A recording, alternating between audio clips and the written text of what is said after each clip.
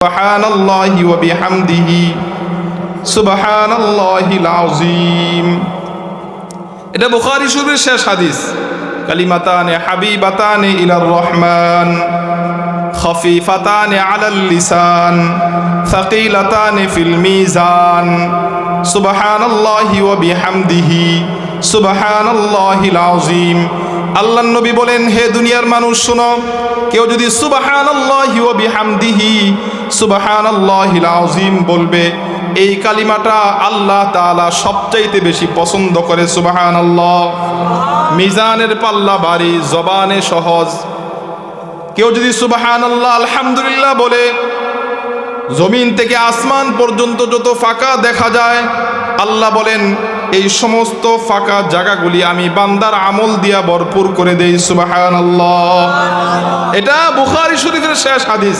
হুজুরে জিজ্ঞাসা করেন, বুখারী শরীফের শেষ হাদিস এটা, এই হাদিসটা কি আমি বানায় পড়ছি? কথা বলে না। এই বুখারীর শেষ হাদিস এটা আমি পড়েছি আমার উস্তাদ ফরিদাবাদ মাদ্রাসার বড় হুজুর আব্দুল কুদ্দুস দামাত বারকাতুহু মুনার কাছে। উনি এই হাদিসটা বানায় পড়েন নাই, উনি এই হাদিসটা পড়েছেন হাটহাজারী মাদ্রাসার আব্দুল কাইয়ুম রহমতুল্লাহি আলাইহি উনার কাছে। উনি ওই হাদিসটা বানায় পড়েন নাই, উনি এই হাদিসটা পড়েছেন হুসাইন আহমদ মাদানী রহমতুল্লাহ কাছে। বলেন না সুবহানাল্লাহ। হুসাইন আহমদ মাদানী হাদিস বানায় পড়েন নাই, তিনি এটা পড়েছেন হুজ্জাতুল ইসলাম মাহমুদুল হাসান দেওবন্দির কাছে। তিনি এই হাদিস বানায় পড়েন নাই, তিনি পড়েছেন শাহ ইসহাক আদ-দেহলভির কাছে।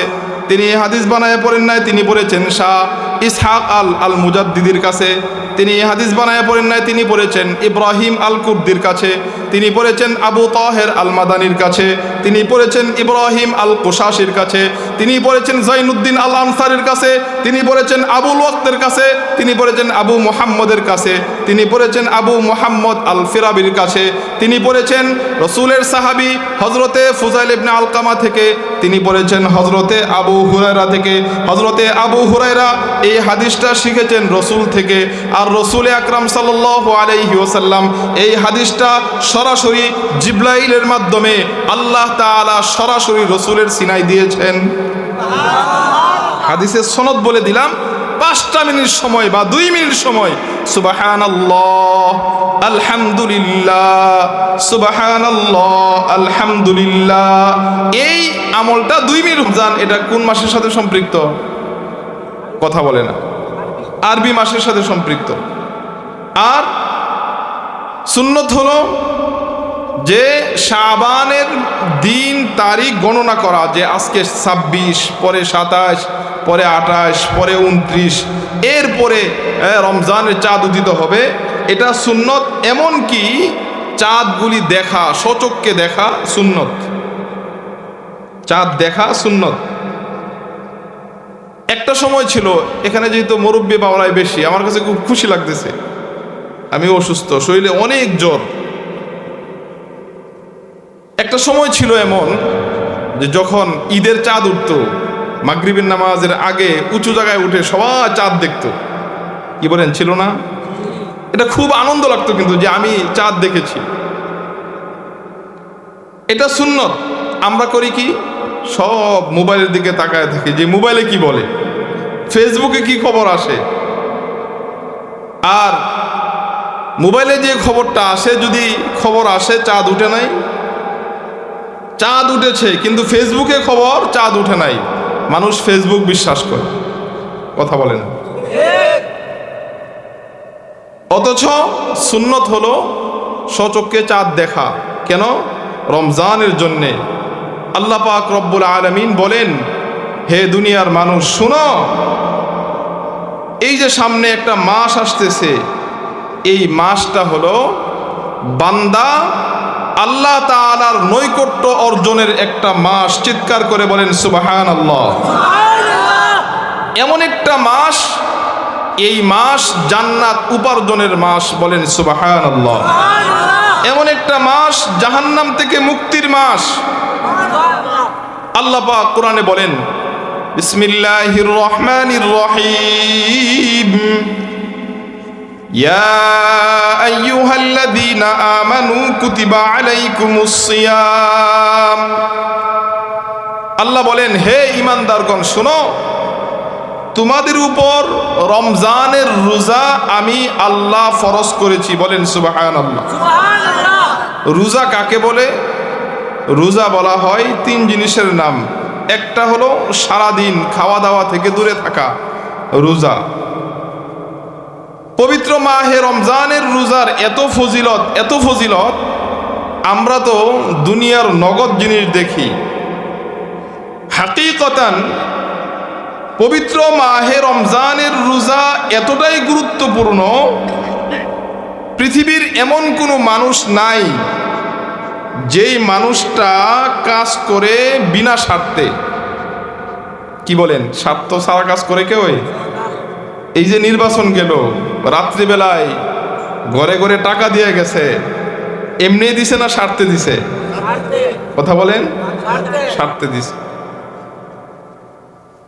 ব্যবসার সময় আপনি দোকান থেকে একটা 1 কেজি একটা হুইল বাটার কিনলেন, সাথে একটা বাটি বা একটা জিনিস দেয়।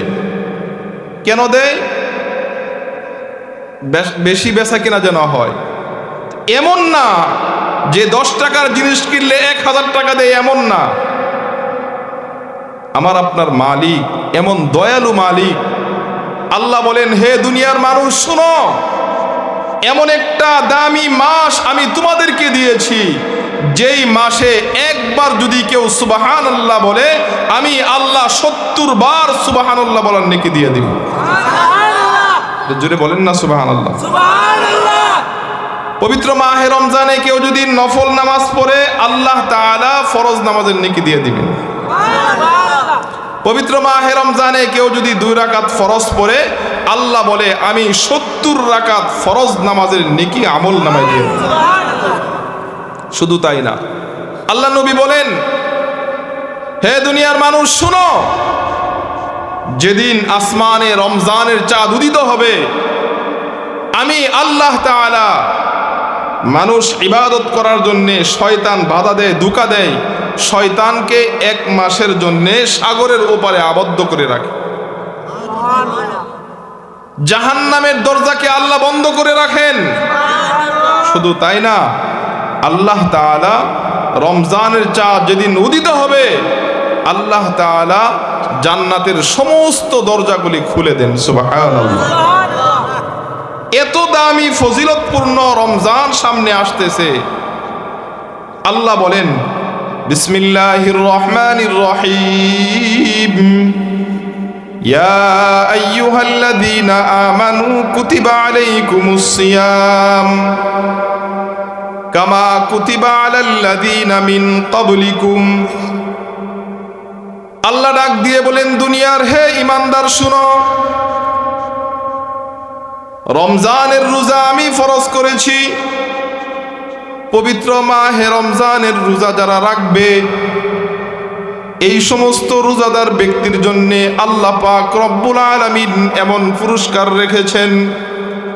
হাদিস শরীফের মধ্যে আল্লাহর নবী বলেন, قال رسول الله صلى الله عليه وسلم للصائم فرحة عند لقاء ربه وفرحة عند فطره أو كما قال النبي عليه الصلاة والسلام।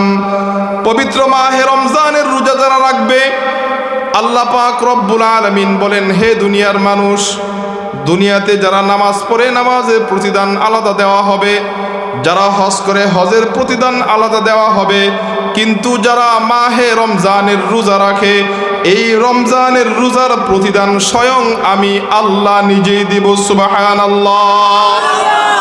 পবিত্র মাহে রমজানের রোজার প্রতিদান স্বয়ং আল্লাহ নিজ হাতে দিবেন। সুবহানাল্লাহ। যারা হাদিস শরীফের মধ্যে আছে, যারা রোজা রাখে, এদের খুশির সময় হবে 2টা। একটা খুশি হবে সমস্ত রোজাদাররা যখন সারাদিন রোজা রাখবে, 1 মাস রোজা রাখবে, এই রোজা রাখার পরে যারা রোজা রাখবে, কিয়ামতের ময়দানে জান্নাতের মধ্যে সর্বপ্রথম আল্লাহর সাথে তাদের দিদার নসিব হবে। যারা জান্নাতে যাবে, এক একটা জান্নাতের জন্য আল্লাহ তাআলা সর্বনিম্ন ৭২ জন হুর দিবেন। প্রত্যেকের হাতে জান্নাতের খাবার থাকবে। আল্লাহ বলবে, হে জান্নাতীরা, খাবার খাও না কেন? জান্নাতীরা বলবে, আল্লাহ খাবার খাবো না কেন? যে আমরা মাহফিলে গিয়েছিলাম, হুজুর বয়ানে বলেছেন যারা রমজানের রোজা রাখে, হুজুর বলেছেন যে এই রোজা রাখার কারণে জান্নাতের মধ্যে সর্বপ্রথম আল্লাহ তাআলা রোজাদারদের মুখে খাবার তুলে দিবে। সুবহানাল্লাহ কইতেন না? আল্লাহ নিজের হাতে আমাদের মুখে খাবার দিবেন। সুবহানাল্লাহ বলেন। আল্লাহ নিজের হাতে খাবার দিবে। আল্লাহ বলবেন, ইসবিরু, সবর করো। আল্লাহ আসবেন জান্নাতের মধ্যে, আসার পরে সবার একসাথে আল্লাহ তাআলা সমস্ত রোজাদারদের মুখে খাবার তুলে দিবেন। সুবহানাল্লাহ। মুখে খাবার তুলে দিবেন আল্লাহ, এরপরেও রোজাদার খাবে না। আল্লাহ ডাক দিয়ে বলে, হে আমার বান্দা, তোমরা কেন খাও না? কুলু ওয়াশরাবু, তোমরা খাও, পান করো। রোজাদার ডাক দিয়ে বলবে, আল্লাহ, 1 মাস রোজা রেখেছি কষ্ট করে, আজকে আপনাকে দেখতেছি, আপনার হাত দেখতেছি মালিক। জানতে চাই এই খাবার কি শেষ খাবার নাকি না পরবর্তীতে আবার খাবার দিবেন? আল্লাহ ডাক দিয়ে বলে, হে আমার রোজাদার, শুনো, আজকের খাবার শেষ খাবার নয়। প্রতি জুমার দিন শুক্রবার আমি আল্লাহ তোমাদের মুখের মধ্যে আমি খাবার তুলে দিব। প্রতি শুক্রবার আমি তোমাদের মুখের মধ্যে খাবার তুলে দিব। বলেন সুবহানাল্লাহ। 1 নাম্বার। 2 নাম্বার, খুশির সময় হলো সারাদিন রোজা রাখার পরে আজকে আমরা আল্লাহ তাআলা এত বরকতময় রমজান দান করেছেন। দেখেন, রমজানের মধ্যে সারাদিন রোজা, এরপরে ইফতারি, এরপরে সেহরি, এরপরে তারাবি, প্রতিটা আমল আল্লাহ তাআলা এই রমজানের উসিলায় আল্লাহ দান করেছেন। সুবহানাল্লাহ। রমজানের দাম অনেক। এর মূল কারণ হলো আল্লাহ তাআলা এই রমজান মাসেই পবিত্র কোরআন নাজিল করেছেন। সুবহানাল্লাহ। শাহরু রমাদানাল্লাযী উনজিলা ফীহিল কুরআন।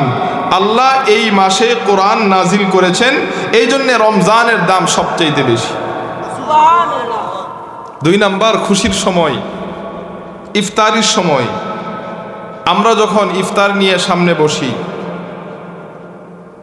ইফতারের 20 মিনিট পূর্বে যখন আমরা খাবার নিয়ে বসি, আচ্ছা বলেন তো দেখি, ওই সময় যদি কোনো বান্দা চেষ্টা করে, ইচ্ছা করে, সারাদিন রোজা রাখার পরে আমি খাবার খেয়ে ফেলবো, সে কিন্তু খাইতে পারে ইচ্ছা করলে খাইতে পারে, কিন্তু আজানের অপেক্ষা করে, আল্লাহর হুকুমের অপেক্ষা করে। এই যে এই মুহূর্তটা এমন একটা মুহূর্ত, নবীজি হাদিসের মধ্যে বলেন, ওই ইফতারের পূর্ব মুহূর্তে কোনো বান্দা যদি আমি আল্লাহর কাছে মুনাজাত করে, ওই সময় বান্দা যা চাবে আমি আল্লাহ তাই দিয়ে দিব। এই জন্য ইফতারের পূর্ব মুহূর্তে দোয়া করা, কথা না বলে দোয়া করা, এবং আল্লাহ তাআলা গর্ব করতে থাকে, হে ফেরেশতারা, দেখো আমার বান্দারা আমার হুকুমের অপেক্ষা করতেছে, দেখো ওই মুহূর্তে আমার বান্দা যা চাইবে আমি তাই দিয়ে দিব। সুবহানাল্লাহ। 1 নাম্বার। 2 নাম্বার, যারা রমজানের রোজা রাখে, অনেকেই আছে এমনি অসুস্থ না, রমজান মাস আসলেই রোজা রাখো নাই, না হুজুর গ্যাস্ট্রিক আলসার অনেক বেশি, এই জন্য রোজা রাখবো না। আচ্ছা বলেন, রমজান ছাড়া আমরা কয় বেলা খাই? 3 বেলা না?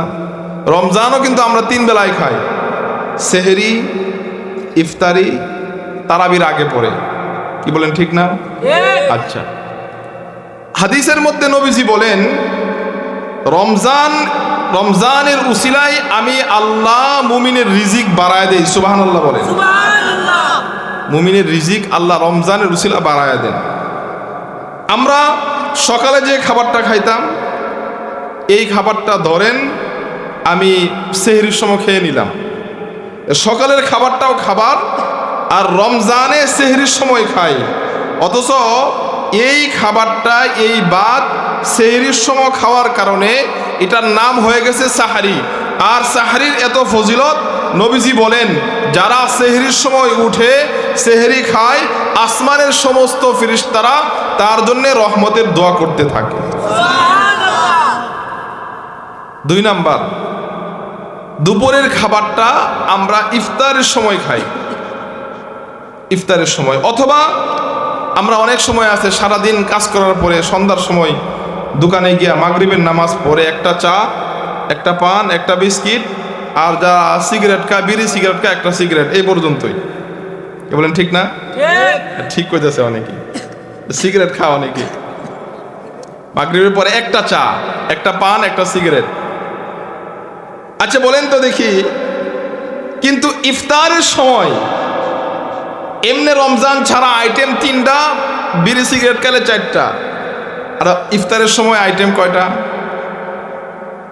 কথা বুঝতেছেন না? শরবতের আইটেম তো থাকে 5টা, 10, 15, 20 প্রকার আইটেম। আচ্ছা, এরপরে রাত্রিবেলায় তারাবির আগে বা পরে যারা খায় এই নিয়ত করে সারাদিন খায় নাই, তো খাবারের তার মেমু, খাবারের চাহিদা আরো বাড়ায় দেয়। শেষ রাত্রে দুধ কলা অবশ্যই লাগবে। তাহলে আল্লাহ তাআলা রমজানের উসিলায় মুমিনের খাবার বাড়ায় দেয়। যারা অনেকে মনে করে যে হুজুর রোজা রাখলে অসুস্থ, রাখতে পারি না, বর্তমান যারা মোবাইল চালায়, আব্দুল্লাহ জাহাঙ্গীর, ডাক্তার আব্দুল্লাহ জাহাঙ্গীর অনেক বড় একজন ডাক্তার, উনার কাছে যদি কোনো হিন্দু রোগীও আসে, উনি বলে দেয় তুমি 2টা রোজা রাখাও, তোমার রোগ ভালো হয়ে যাবে। রোজার মধ্যে আল্লাহ তাআলা শিফা রেখেছেন। এজন্য এখানে আমরা যারা আছি, মাইকের আওয়াজ যারা শুনতেছেন, মা বোনরা, রমজানের পূর্বে আমরা নিয়ত করি যে ইনশাআল্লাহ আল্লাহ যদি আমাদেরকে হায়াত দেন, সুস্থ রাখেন, রমজানের 1 মাসের রোজা ইনশাআল্লাহ যদি জান থাকে রোজা রাখবো। নিয়ত করতে পারি না ইনশাআল্লাহ? কার কার নিয়ত আছে হাত তুলে দেখান তো ইনশাআল্লাহ। মাশাআল্লাহ, আল্লাহ আমাদের সবাইকে রমজানের রোজাগুলি রাখার তৌফিক দান করেন, বলেন আমিন। সম্মানিত হাজিরিন, সারাদিন রোজা রাখলাম, এটা রোজার ফজিলত, এটা রোজার ফজিলত বললাম। রোজার ফজিলত আরো অনেক আছে, অনেক ফজিলত। যারা রোজা রাখবে রোজার অনেক ফজিলত, কিন্তু যারা রোজা না রাখবে আর রোজা রাখার পরেও বিশেষ কয়েকটা গুনাহের সাথে সম্পৃক্ত থাকবে, এদের রোজা যে পরিমাণ সওয়াব হওয়ার কথা এর চাইতে বেশি গুনাহ হবে, লানত অভিশাপ পড়বে। 1 নাম্বার, রোজা রাখা অবস্থায় চোখের হিফাজত করতে হবে। 2 নাম্বার, জবানের হিফাজত করতে হবে। আজকে আমরা যে হুজুর বললেন, আমাদের দেশটা এমন একটা দেশ যে দেশে স্বাভাবিকভাবে গণতন্ত্র, আপনার যাকে ইচ্ছা তাকে সে ভোট দিবে, সাপোর্ট করবে, এটাই তো নিয়ম, কি বলেন? এখন এক দল মাইক নিয়ে আরেক দলের যত গীবত আছে সব তার, কি এটা শুরু হলো? নিয়ম হলো আমি ফাঁস করছি, জনগণ আমাকে ফাঁস করাইছে, নিয়ম হলো আমি সবাইকে মাফ করে দিব, এই তোমরাও আসো একসাথে কাজ করি, কি বলেন? বাড়ি ঘরে আগুন কেন? একদল ফাঁস করছে, আরেক দল কেন তাকে ভোট দিল না, এই জন্য বাড়ি ঘরে আগুন জ্বলতেছে। আল্লাহ আমাদের দেশের উপর খাস রহমত নাজিল করো, বলেন আমিন। জবানের হিফাজত করতে হবে, জবানের হিফাজত। রমজান মাসে 2 মহিলা আসছে রসুলের কাছে, হুজুর আমার পেট খুব ব্যথা। রসুল বলতেছেন ওই মহিলার সামনে একটা পাত্র দাও।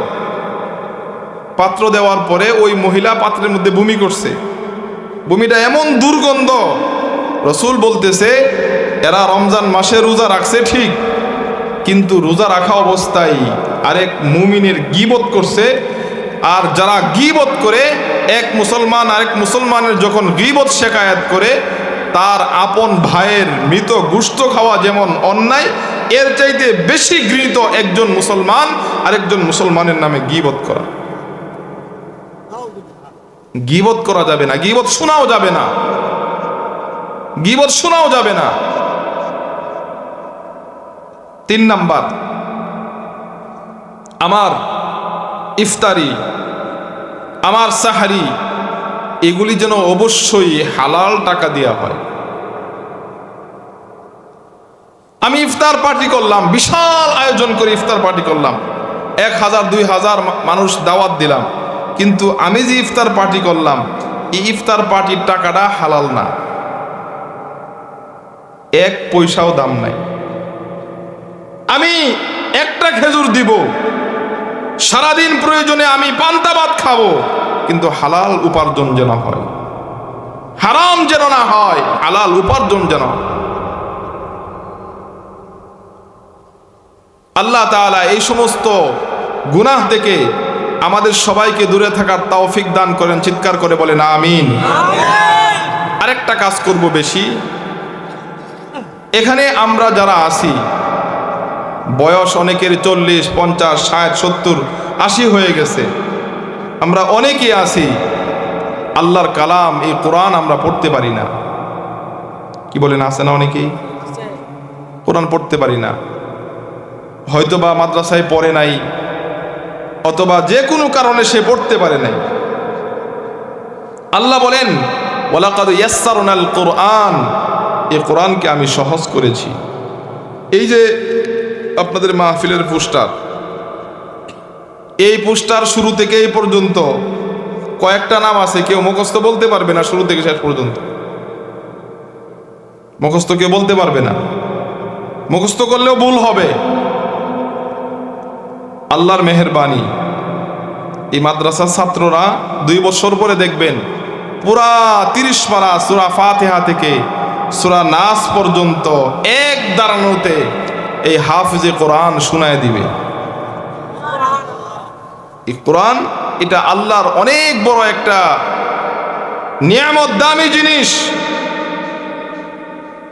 যারা কোরআন পারেন না, 1 মাস চেষ্টা করে দেখেন, 1 মাস রমজান মাস আপনি 20 মিনিট সময় দেন হুজুরের কাছে, যে হুজুর আমাকে 20টা মিনিট সময় দেন, আপনি একটু চেষ্টা করে দেখেন।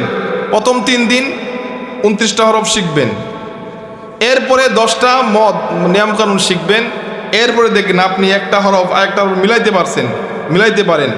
হাদিস শরীফের মধ্যে নবীজি বলেন, কেউ যদি কোরআন তেলাওয়াত করে ওই বান্দা সরাসরি আল্লাহর সাথে কথা বলে। বলতে পারেন যে হুজুর কোরআন তো পারি না, মাসআলা শুনেন। নামাজ ভাঙ্গের কারণ 19টা, এর মধ্যে প্রথম কারণ হলো নামাজে অশুদ্ধ পড়া। নামাজে কি পড়া? অশুদ্ধ পড়া। আচ্ছা বলেন, আমাদের সমাজের মধ্যে যে বিবাহ শাদী হয় না? কথা বলেন না, কথা বুঝতেছেন না? অসুস্থ তো, ওই জন্য আস্তে আস্তে কথা বলতেছি। বিবাহ শাদীর মধ্যে ছেলে মেয়ে যখন বিবাহ শাদী হয়, উস্তাদ বা মসজিদের ইমাম সাহেব বা কাজী সাহেব যখন বিবাহ শাদী পড়ায়, অমুকের অমুক ছেলের নাম অমুক, এত টাকা দেন মোহর ধার্য করে তোমার কাছে বিবাহ দিলাম ইসলামী শরিয়ার মধ্যে, তুমি বলো কবুল, বলে না? এখন ওই ছেলে যদি কবুল না বলে আবুল, কি বলল? কথা বলে না। হবে? কেন হবে না? একটা হরফ ব্যবধান, কবুল আবুল। বিবাহ শাদীর ক্ষেত্রে যদি একটা হরফ পরিবর্তনের কারণে যদি বিবাহ শাদী বাতিল হয়, জায়েজ না হয়, সন্তান হলে হারাম সন্তান হবে, বিবাহ হবে না। কিন্তু আমি যে নামাজ পড়তেছি 40 বছর হয়ে গেছে, 50 বছর হয়ে গেল, আমি যে নামাজ পড়তেছি আমার তো সূরা ফাতিহাটা ঠিক নাই।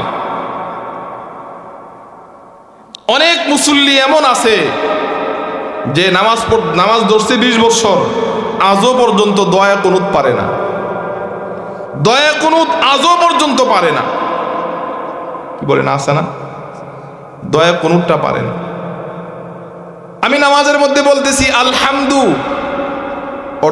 অর্থ হলো আলহামদু, সমস্ত প্রশংসা লিল্লাহ, আল্লাহর জন্যে। এখানে আলহামদু আলিফলামটা উলামায়ে কেরাম বলতে পারবে, এই আলিফলামটা, আলিফলাম 4 প্রকার: আলিফলামে আহদি, আলিফলামে খারিজি, আলিফলামে জিনসি, আলিফলামে ইস্তিগরাকি। এখানে ইস্তিগরাক মানে তামাম অর্থ দিবে, সমস্ত অর্থ দিবে, সমস্ত প্রশংসা আল্লাহর জন্যে। যদি আমার এই কথাটা শুদ্ধ হয়, আলহামদু, বলেন কি? বড়হা আলহামদু বলেন না সবাই? এখন যদি কেউ বলে আলহামদু, ছোট হাদিয়া পরে, অর্থ কি হবে জানেন? সমস্ত সিরা কাফর আল্লাহর জন্য। এতটাই পরিবর্তন, আমাদের তো খেয়াল নাই। বাজারে গেলাম, আপনাদের এই বাজারের নাম কি? শেখ বাজার। বিকালবেলা গেছেন বাজার করতে, চাচি বলে দিছে একটা লাউ নিতে, শীতের দিন একটা লাউ আনবা ভালো দেখে। এই মুরব্বী বাবাজি 50 বছর বয়স, তার লাউ কিনবে, 3টা দোকান দেখে একটা লাউ কিনে। কথা বলে না? একটা লাউয়ের মধ্যে একটু পোকা, ভালো করে ঘুরায় দেখে চলে কিনা। যদি পোকা দেখে রেখে দেয়, আরেক দোকানে যায়। কথা বলেন না? তাহলে একটা লাউ কিনতে যদি আমি যাচাই করতে পারি, 3 দোকান দেখতে পারি, আমি 50 বছর ধরে নামাজ পড়তেছি, আমার নামাজের তো একটা দিন আমি যাচাই করি নাই যে হুজুর আমার সূরা ফাতিহাটা দেখেন, আমার 2 রাকাত নামাজ দেখেন। 2 রাকাত নামাজে 60,000 মাসালা। কয় হাজার মাসালা? শেখুল হাদিস আল্লামা জাকারিয়া রহমতুল্লাহি আলাইহি বলেন 2 রাকাত নামাজে 10,000 মাসালা। কয়টা মাসালা জানি? আল্লাহ, হালত, আমাদের হালত। আমার আলোচ্য বিষয় হলো এই যে ইসলামের শিক্ষার গুরুত্ব। নামাজের মাসআলা হলো, ইমাম সাহেব যদি সামনে দাঁড়ায়, পিছনে যারা মুসল্লি এদেরও কিছু জ্ঞান থাকতে হবে। ইমাম সাহেবের ওযু নষ্ট হয়ে গেছে, কথার কথা ওযু নষ্ট হইতেই পারে। মাসআলা কি? 1 রাকাত পড়ার পরে ইমাম সাহেবের ওযু নষ্ট হয়ে গেছে, পিছন থেকে মুসল্লি একজন টান দিয়া ইমাম সাহেবের জায়গায় দাঁড় করায়, ইমাম সাহেব বের হয়ে যাবে ওযু করতে। এখন ওই মুসল্লির যদি এই জ্ঞানটা না থাকে, ইমাম সাহেবের নামাজ নষ্ট হইলে মুসল্লি সামনে যেতে হবে, এটা মাসআলা।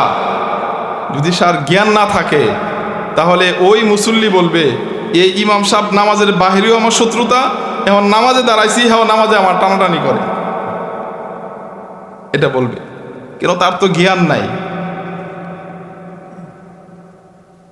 50 বছর হয়ে গেছে, আমার তো নামাজটা আমি এখনো যাচাই করতে পারি না। ওযুর 4টা ফরজ, কসম আল্লাহ। বিভিন্ন শিক্ষক প্রশিক্ষণে আমি ওদম, আল্লাহ তাআলার মেহেরবানি, আপনাদের দোয়া যাই, জিজ্ঞাসা করি, বলেন দেখি মাথা কিভাবে মাসা করতে হয়, বলেন তো দেখি। বলতে পারে না। মাথা কিভাবে মাসাই করতে হয় জানে না।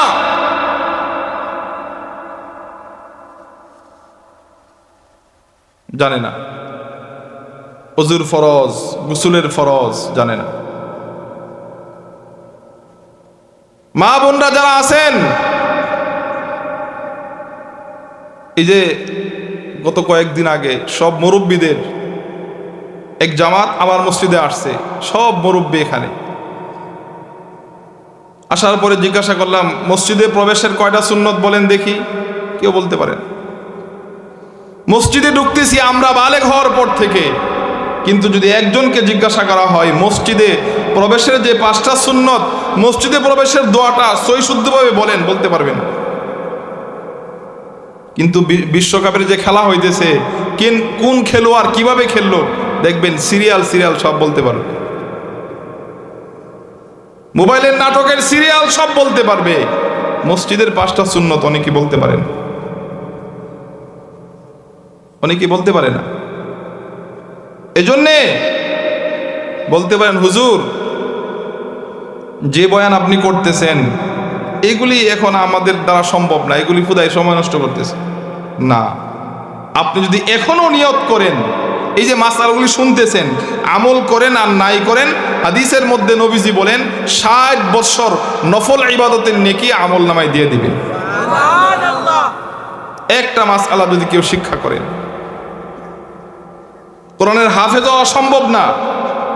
কেউ যদি চেষ্টা করে, যে চেষ্টা করতেছে, সে প্রত্যেক দিন 10 মিনিট করে সময় দেয়, চেষ্টা করতেছে, এই অবস্থায় যদি মারা যায়, তাহলে আল্লাহ তাআলা এই ব্যক্তিটাকে কিয়ামতের ময়দানে হাফেজদের কাতারে, আলেমদের কাতারে তাকে দাঁড় করায় দিবেন। এক নাম্বার সবক। 2 নাম্বার, হাফেজ তো হওয়া সম্ভব না, কারণ ব্যবসা বাণিজ্য আছে, সংসার আছে, কৃষিকাজ আছে। করণীয় কি? আপনার ঘরে আপনার ছেলে, না হয় আপনার নাতি, না হয় আপনার পরিবারের একজনকে আপনি এই কোরআনটা শিক্ষা দেন। এই যে মাদ্রাসা রাহে সুন্নাহ, এই মাদ্রাসা কোনো ছাত্র যদি কোরআন হাতে নিয়ে মাদ্রাসায় আসে, আল্লাহ তাআলা এই ছাত্র যে আসতেছে তার পায়ের নিচে নূরের ফেরেশতারা পর বিছায়া দেন। কবরের আযাব আল্লাহ 40 দিন পর্যন্ত মাফ করে দেন। এই ছেলে যখন কোরআনের হাফেজ হবে, একটা হরফ পড়লে 10টা নেকি হয়, নামাজের মধ্যে পড়লে 100 নেকি হয়, রমজানে কেউ যদি পড়ে প্রতিটা হরফের বিনিময়ে 1000 নেকি হয়। এই ছেলেটা যে মাদ্রাসায় 2-3 বছর পড়তেছে, 5 বছর পড়তেছে, 24 ঘন্টায় কোরআন পড়তেছে, কি পরিমাণ নেকি আমল নামায় হবে। এই সব আমল নামায় আপনি মা, আপনি বাবা, আপনি দাদা, চাচা, তার আমল নামায় আসবে। এজন্যে সন্তানটাকে হাফেজ বানান, কোরআন পড়নেওয়ালা বানান। এই যে গত কয়েকদিন আগে আমাদের বাংলাদেশের অনেক বড় একজন আলেম, বুজুর্গ আলেম হাসান জামিল সাহেব, অনেকে নাম শুনেছেন, অনেক বড় ওয়ায়েজ। উনার মসজিদের এক কারগুজারি, উনার মসজিদের এক মুসল্লি মারা গেছে। উনার ছেলে ডাক্তারি শেষ করে বিদেশে আসছে, অনেক বড় ডাক্তার। আসার পরে ছেলের অপেক্ষা করতেছে জানাজা, যে ছেলে আসলে জানাজা হবে। আসার পরে ওই উস্তাদ হাসান জামিল সাহেব তিনি দেখতেছে ওই ছেলে বাবাকে কি যেন বলতেছে। হুজুর বলে, বাবা তুমি কি বলতেছো এটা? হুজুর আমি বাবার সাথে কথা বলতেছি, বাবা তো উত্তর দেয় না। কি বলতেছো তুমি? আমি বলতেছি আমার এই বাবা আমাকে বাংলাদেশের সর্বোচ্চ শিক্ষা দিয়ে আমাকে বিদেশ পাঠিয়েছে ডাক্তারি শিক্ষার জন্যে। আজকে আমার বাবা মারা গেছে, আমার বাবা মৃত্যুর পরে আমার কি করণীয়, এখন আমি কি করব, কি দোয়া পড়বো, আমি তো কিছুই জানি না। আমার বাবা কেন আমাকে শিক্ষা দেয়নি? কোরআনের মধ্যে আল্লাহ বলেন, রব্বানা আতিহিম যিআফাইনি মিনাল আযাব। যারা সন্তানদেরকে কোরআনের শিক্ষা না দেয় এদের আযাব হবে ডবল। কিয়ামতের দিন ছেলে বলবে, আল্লাহ আজকে যেহেতু ফায়সালা জাহান্নাম, দিন শিক্ষা না করার কারণে, আমল না করার কারণে, কোরআনের উপর না চলার কারণে, আমি যার কারণে এই কোরআন আমাকে শিক্ষা দেয় নাই, ওই মা বাবাকে একটু আমার সামনে আনেন। আনার পরে ওই মা বাবার বুকের উপর পাড়া দিয়া ওই ছেলে জাহান্নামে যাবে।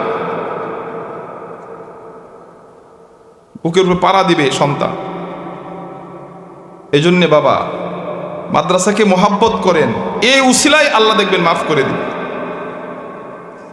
যেই এলাকার মধ্যে একটা মাদ্রাসা আছে, মনে করবেন এই এলাকার উপর আল্লাহ তাআলার খাস রহমত নাজিল হয়।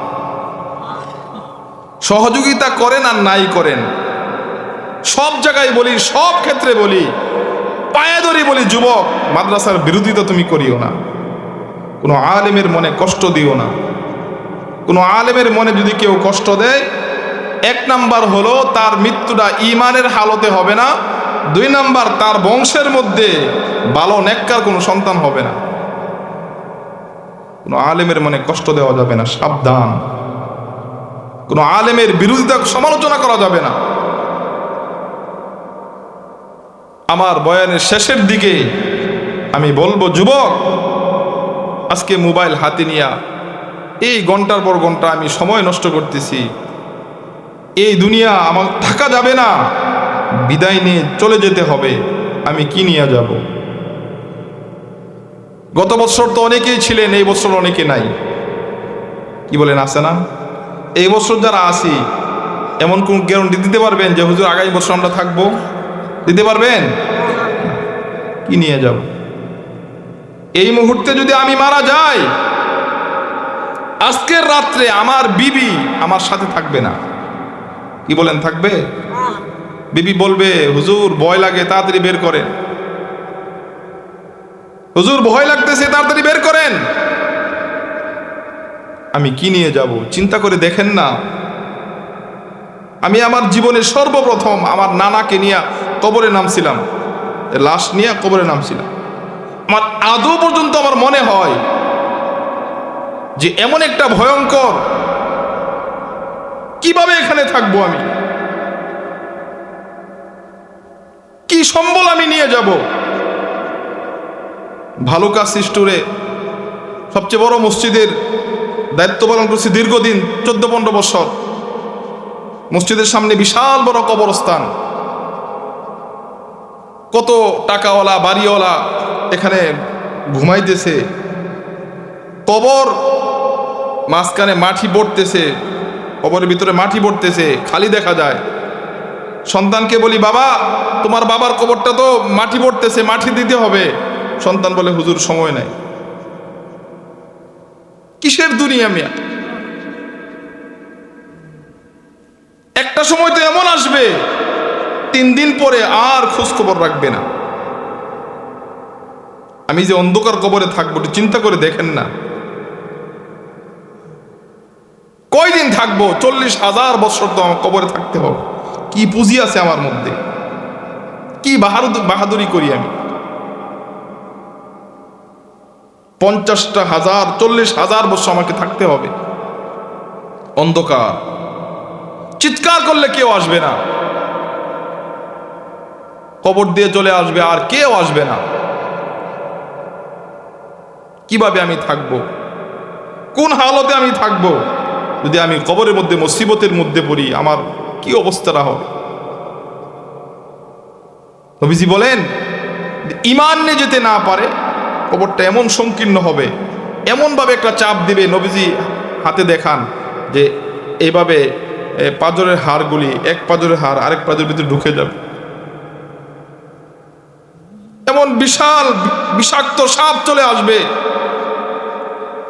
মানুষের চোখের দৃষ্টি যত দূর, এত লম্বা একটা বিষাক্ত সাপ চলে আসবে। পুরা দেহের মধ্যে এই সাপ মাথার মধ্যে দংশন করতে থাকবে। 2 জন ফিরিস্তা এমনভাবে আঘাত করবে, 70 হাত মাটির নিচে চলে যাবে। দোস্ত বুজুর্গ, আমার মধ্যে কি প্রস্তুতি আছে? এখনো কি আমার তওবার সময় হয় নাই? আমার সামনে কত মানুষ চলে যাইতেছে। গত কয়েকদিন আগে আমার সিস্টুরে অনেক বড় একজন নেতা, দীর্ঘদিন ইমামতি করি, 13-14 বছর, এরা তো নেতা ওই দিন হয়েছে। হুজুর, এই যে সম্পদ আছে, এগুলি আমার বাপ মা না থাকলে এগুলি সম্পদ ভাগ করব। এরপরে এই বাড়ি করব, বিল্ডিং করবে, মার্কেট সব করবে। পরের দিন আসরের সময় তার হালকা শরীর জ্বর, হাসপাতাল ভালুকা আনতে আনতে সে মারা গেছে। যুবক একটা ছেলে, 30 বছর বয়স মাত্র। তার বাবাও আছে, তার দাদাও আছে। কি শিক্ষা আমাকে দিতেছে? যুবক, এখনো কি সময় হয় নাই তওবা করার? আসেন সবাই তওবা করি, সবাই তওবা করি। কারণ যার শেষ ভালো তার সব ভালো। বয়ান করতেছি, সারা দেশে বয়ান করি, আপনারা বয়ান শুনেন। আল্লাহ না করুক আমার মৃত্যুরা যদি ইমানের হালতে না হয়, আমার দুনিয়া বরবাদ, আখিরাতও বরবাদ। এই অল্প বয়সে কত মানুষের মৃত্যু দেখেছি। কিছু মানুষের মৃত্যু আমার বিবেকে নাড়া দেয়। ও বান্দা কথা বলতে পারে না, চলতে পারে না, কিন্তু মৃত্যুর সময় এমনভাবে আসমানের দিকে তাকায়া থাকে কেমন যেন কালিমা পড়তেছে আর মৃত্যু হয়ে গেছে। কত মানুষের মৃত্যু এমন হয় সে সব বলতেছে কিন্তু কালিমা মুখ দিয়ে আসে না। কেন আসে না? একটা পানির পাত্রের মধ্যে যদি পানি থাকে, বলেন তো দেখি এই পানি ঢালার পরে কি বের হবে? মধু বের হবে? কথা বলে, কি বের হবে? গ্লাসের মধ্যে পানি আছে, কোনো সময় মধু বের হবে? কি বের হবে? আমি তো সারা জিন্দিগি আমার ভিতরে তো জিকির নাই, কালিমা নাই, তিলাওয়াত নাই, মৃত্যুর সময় তো বের হবে। এজন্যে দোয়ার পূর্ব মুহূর্তে আমি দুইটা আমল দেব। এক নাম্বার আমল হলো 5টা মিনিট, যারা মোবাইল চালান, চাকরি করেন, ব্যবসা করেন, 5টা মিনিট যদি কোনো পীরের ওজিফা থাকে আদায় করবেন, না পারলে অন্ততপক্ষে 5টা মিনিট আল্লাহকে দিবেন। প্রতিদিন একটা সময় এই 5 মিনিট বা 2 মিনিট আল্লাহর জিকির করবেন। নিয়ত আছে? কার কার নিয়ত আছে? 2টা মিনিট জিকির করবো ইনশাআল্লাহ। করবো না ইনশাআল্লাহ? সবচেয়ে সহজ জিকির কি? সুবহানাল্লাহি ওয়া বিহামদিহি সুবহানাল্লাহিল আযীম। বলেন না, সুবহানাল্লাহি ওয়া বিহামদিহি সুবহানাল্লাহিল আযীম। সবাই বলেন সুবহানাল্লাহি ওয়া বিহামদিহি সুবহানাল্লাহিল আযীম। এটা বুখারী শরীফের শেষ হাদিস।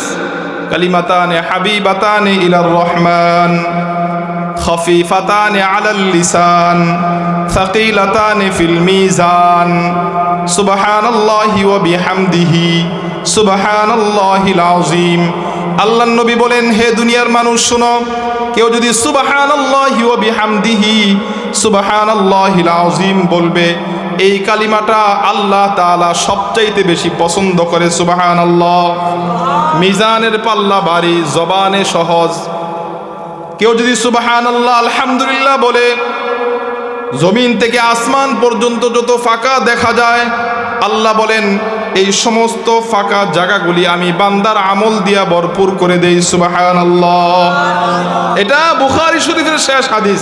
হুজুরে জিজ্ঞাসা করেন, বুখারী শরীফের শেষ হাদিস এটা, এই হাদিসটা কি আমি বানায় পড়ছি? কথা বলে না। এই বুখারীর শেষ হাদিস, এটা আমি পড়েছি আমার উস্তাদ ফরিদাবাদ মাদ্রাসার বড় হুজুর আব্দুল কুদ্দুস দামাত বারকাতুহু মুনার কাছে। উনি এই হাদিসটা বানায় পড়েন নাই, উনি এই হাদিসটা পড়েছেন হাটহাজারী মাদ্রাসার আব্দুল কাইয়ুম রহমতুল্লাহি আলাইহি উনার কাছে। উনি ওই হাদিসটা বানায় পড়েন নাই, উনি এই হাদিসটা পড়েছেন হুসাইন আহমদ মাদানী রহমত কাছে। বলেন না সুবহানাল্লাহ। হুসাইন আহমদ মাদানী হাদিস বানায় পড়েন নাই, তিনি এটা পড়েছেন হুজ্জাতুল ইসলাম মাহমুদুল হাসান দেওবন্দির কাছে। তিনি এই হাদিস বানায় পড়েন নাই, তিনি পড়েছেন শাহ ইসহাক আদ-দেহলভির কাছে। তিনি এই হাদিস বানায় পড়েন নাই, তিনি পড়েছেন শাহ ইসহাক আল মুজাদ্দিদির কাছে। তিনি এই হাদিস বানায় পড়েন নাই, তিনি পড়েছেন ইব্রাহিম আল কুর্দির কাছে। তিনি পড়েছেন আবু তাহের আল মাদানির কাছে। তিনি পড়েছেন ইব্রাহিম আল কুশাশির কাছে। তিনি পড়েছেন জৈনুদ্দিন আল আনসারের কাছে। তিনি পড়েছেন আবুল ওয়াক্তের কাছে। তিনি পড়েছেন আবু মুহাম্মদের কাছে। তিনি পড়েছেন আবু মুহাম্মদ আল ফিরাবির কাছে। তিনি পড়েছেন রসুলের সাহাবী হজরতে ফুজাইল ইবনে আলকামা থেকে। তিনি পড়েছেন হজরতে আবু হুরায়রা থেকে। হজরতে আবু হুরায়রা এই হাদিসটা শিখেছেন রসুল থেকে, আর রসুল আকরাম সাল্লাল্লাহু আলাইহি ওয়াসাল্লাম এই হাদিসটা সরাসরি জিবরাইলের মাধ্যমে আল্লাহ তাআলা সরাসরি রসুলের সিনায় দিয়েছেন। হাদিসের সনদ বলে দিলাম, 5টা মিনিট সময় বা 2 মিনিট সময় সুবহানাল্লাহ আলহামদুলিল্লাহ সুবহানাল্লাহ আলহামদুলিল্লাহ, এই আমলটা 2 মিনিট হবে। মৃত্যুর সময় জবান দিয়া কালিমা বের হয়ে যাবে। একটা আমল। 2 নাম্বার, হুজুর এখন তো অভাব, বরকত নাই, সংসারে বরকত নাই। বরকতের একটা পরীক্ষিত আমল আমি আপনাদের পায়ে ধরে বলি, পরীক্ষিত একটা আমল, এই আমলটা করবেন। সহজ আমল, দেখবেন সংসারে বরকত শুরু হয়ে যাবে। করবেন তো সবাই? 1 নাম্বার আমলটা হলো, আপনি যখন ঘরে ঢুকবেন, যদি ঘরের ভিতরে কেউ থাকে সালাম দিবেন। ঘরের ভিতরে ঢুকলে কি দিবেন? কিভাবে সালাম দিবেন? সবাই বলেন না। এখন তো আরেকটা রাজনীতি সালাম বের হয়েছে জানেন, হ্যাঁ এই যে ও জানে সালকুম, ওইটা না সালকুম না, সালকুম সালকুম না, কি আসসালামু আলাইকুম বলেন না, এটা সুন্নত। ঘরের ভিতরে গিয়ে সালাম দিবেন, যদি কেউ না থাকে ঘরের ভিতরে তাহলে আসসালামু আলাইনা ওয়া আলা ইবাদিল্লাহিস সলিহিন, ওয়া আলা ইবাদিল্লাহিস সলিহিন, সালাম দিয়া ঘরে ঢুকবেন না, একবার সূরা ইখলাস পড়বেন। কি পড়বেন? কুল হুয়াল্লাহ সূরা পড়বেন। কুল হুয়াল্লাহু আহাদ বলেন না, কুল হুয়াল্লাহু আহাদ আল্লাহুস সামাদ লাম ইয়ালিদ ওয়া লাম ইউলাদ ওয়া লাম ইয়াকুল লাহু কুফুয়ান আহাদ। তাহলে কি হবে? আমার যে সম্পদের অভাব জিনিস এটা আল্লাহ দূর করে দিবে। সুবহানাল্লাহ কেউ বলে না? রাসূলের কাছে এক সাহাবী, শেষ করে দিব, সাহাবী আসছে, হুজুর আমার তো অভাব দূর হয় না, অনেক অভাব, সংসারে শান্তি নাই। রাসূল বলেন, সাহাবী তুমি এই আমলটা করো, ঘরে গিয়ে সালাম দিবা আর সূরা ইখলাস পাঠ করে তুমি ঘরে ঢুকবা। ওই সাহাবী রাসূলের কথায় পুরা আল্লাহর উপর ভরসা করে নিয়ত করলেন, আমি এই আমল আর ছাড়বো না। ওই সাহাবী আমল শুরু করে দিচ্ছেন, ঘরে গিয়ে সালাম দেয় আর সূরা ইখলাস পাঠ করে ঘরে ঢুকে। এক সপ্তাহ পরে ওই সাহাবীর সাথে রাসূলের সাক্ষাৎ রাস্তার মধ্যে। রাসূল বলেন, হে আমার সাহাবী কি খবর, তুমি এখন আমার দরবারে যাও না? ও হুজুর এখন আমি ব্যস্ত। সুবহানাল্লাহ কয় না? কেন? যে হুজুর আগে ছাগল আসেনি একটা, এখন ছাগল আল্লাহ দিলে 300 হয়ে গেছে। সুবহানাল্লাহ কয় না? উট ছিল আগে 2টা, এখন আপনার দোয়ার বরকতে 400 উট হয়ে গেছে।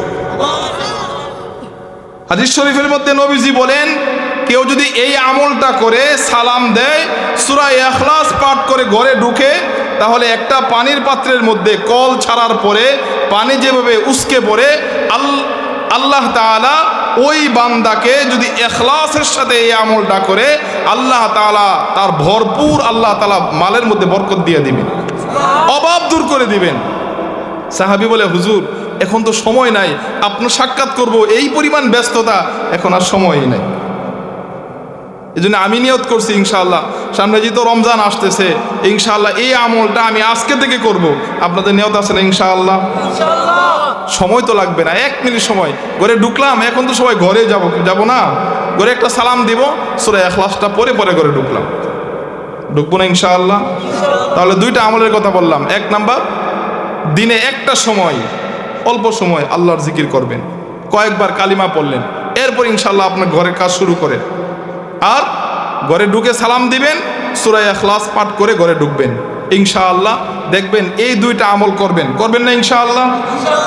আমি তো আমার যেহেতু ছাত্র, হ্যাঁ খুব ভালো লাগে, আপনার দাওয়াত না দিলেও আমি আসবো আগামী বছর। এই জন্যে আসবো, জিজ্ঞাসা করবো কে কে আমলটা করছেন। করবেন তো ইনশাআল্লাহ? কে কে করবেন না হাত তুলেন তো দেখি।